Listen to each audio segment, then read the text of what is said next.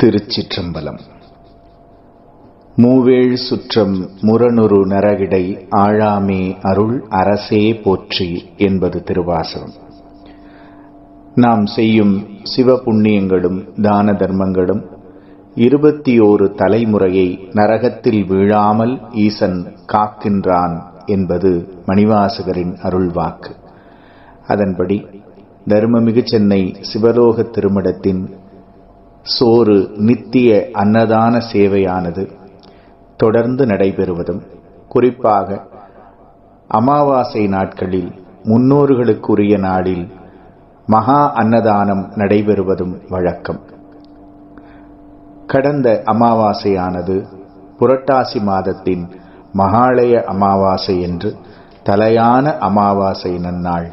அந்நாளில் வீதியோரம் அறிமுகமின்றி வாழும் அன்பு உறவுகளை தேடிச் சென்று வாழை இலை சோறாக மகா அன்னதானம் சிறப்புடன் வழங்கப்பட்டது.